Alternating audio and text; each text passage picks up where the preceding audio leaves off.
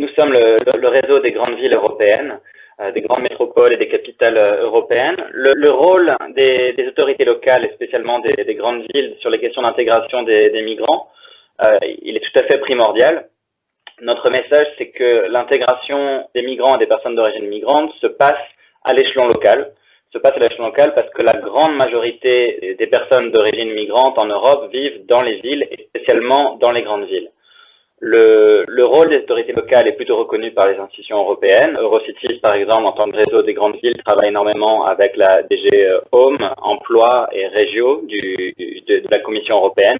Nous sommes en contact régulier avec le Parlement européen pour faire passer ce message que l'intégration réussit ou échoue à l'échelon local. Comment est-ce qu'on peut promouvoir des services spécifiques? Mais c'est ce que font les villes de toute façon, chacune à leur échelle, dans la plupart des pays d'Europe qui ont des pratiques d'intégration. Parfois, les villes travaillent de concert avec l'échelon régional ou l'échelon national pour coordonner ces pratiques d'intégration. Parfois, les villes qui se situent dans des pays qui ne sont pas des pays historiques d'immigration, ou des pays récents d'immigration, je pense à l'Europe du Sud, Espagne, Italie, Grèce, ou à l'Europe centrale et à l'Europe de l'Est, Pologne, Hongrie, Slovaquie, les villes ont un rôle novateur par rapport à leurs gouvernements nationaux. Parce que les effets de l'immigration, positifs ou négatifs, se font de toute façon sentir d'abord à l'échelon local.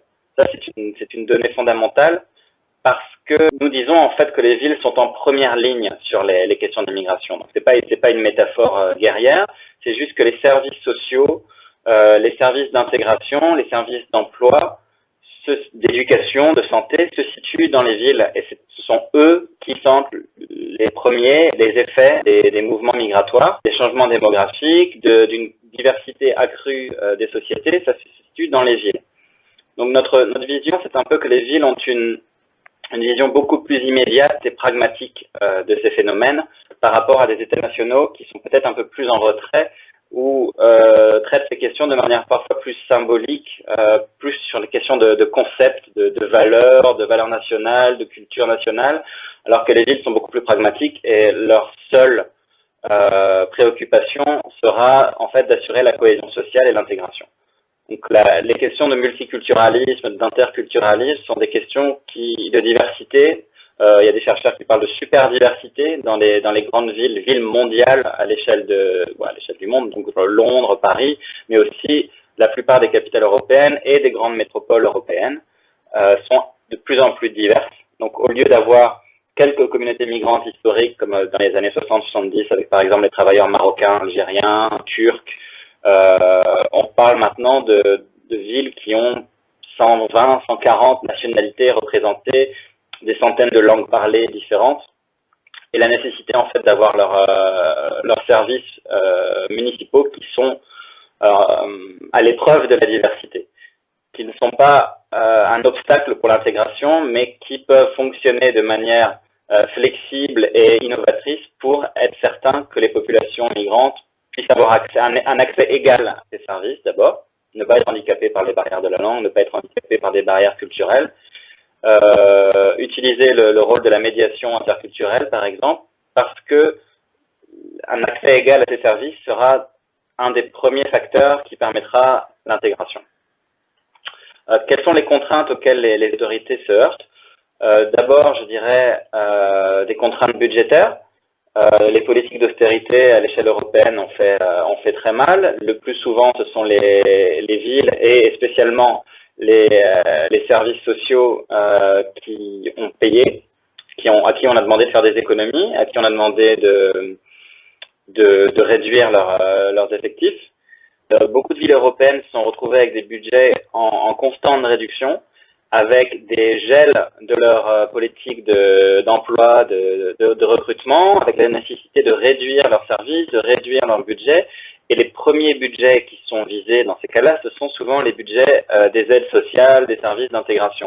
Donc on a cette dichotomie entre des gouvernements qui demandent aux migrants d'apprendre la langue, par exemple, le plus vite possible, mais donc ils disent ça d'un côté, et qui de l'autre vont supprimer les budgets d'apprentissage linguistique, par exemple du français langue étrangère ou de l'anglais langue étrangère, aux villes. ou le confier à des ONG qui auront des plus petits budgets, ou le confier à des acteurs privés, avec la nécessité pour les migrants de financer eux-mêmes leur intégration. Donc, tout ça sont des obstacles majeurs pour une intégration rapide et efficace.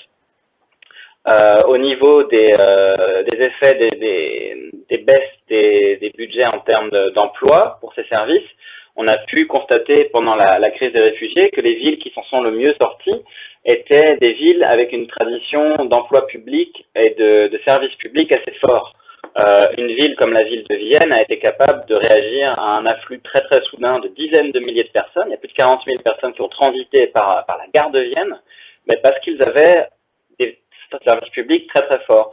Des villes qui ont vu leur service d'intégration des migrations réduire au fil des années se sont retrouvées à devoir recruter en masse, parfois comme c'est le cas en Allemagne ou dans les pays scandinaves, pour faire face à la situation. Donc on voit bien qu'en cas d'afflux de population, quand l'immigration augmente, c'est très difficile de faire face si d'un autre côté on supprime les budgets. On voit également que les villes qui sont capables de faire face à des afflux soudains en recrutant des professeurs pour les enfants, en recrutant des travailleurs sociaux, en recrutant des tuteurs pour les migrants étrangers non accompagnés, sont des villes qui auront moins de problèmes de cohésion sociale, de grande précarité, d'exploitation, de trafic d'êtres humains parfois, parce qu'il y aura ce réseau, il y aura ce filet de sécurité sociale qui va permettre d'abord la réception, l'accueil et ensuite l'intégration.